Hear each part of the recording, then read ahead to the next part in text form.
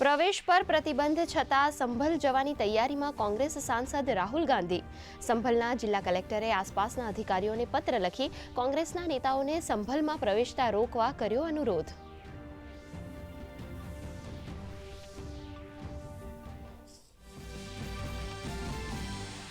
પ્રદર્શનકારી ખેડૂતોની માંગ અંગે ઉત્તર પ્રદેશની ભાજપ સરકારે બનાવી 5 સભ્યોની કમિટી.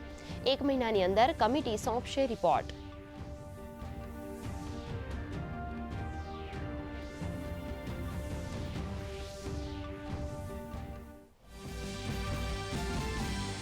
મહારાષ્ટ્રના નવા મુખ્યમંત્રીનું આજે જાહેર થશે નામ.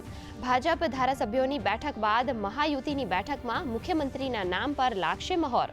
નિરીક્ષક તરીકે વિજય રૂપાણી અને નિર્મલા સીતારામન રહેશે ઉપસ્થિત.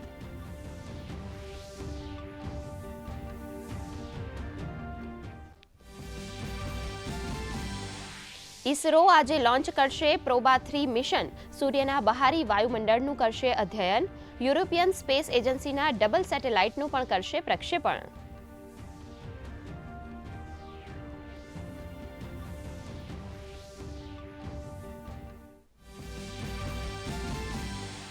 દક્ષિણ કોરિયામાં માર્શલ લો લગાવવાનો નિર્ણય રાષ્ટ્રપતિએ પરત ખેંચ્યો.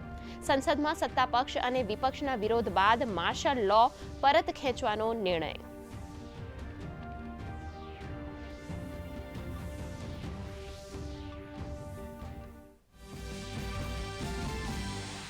વૈશ્વિક સ્તરે ગુજરાતને મળી વધુ એક સિદ્ધિ.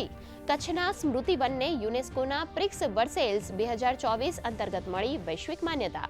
ઇન્ટિરિયર્સની શ્રેષ્ઠતા માટે મળેલા એવોર્ડને રાજ્યમંત્રી જગદીશ વિશ્વકર્માએ કર્યો સ્વીકાર.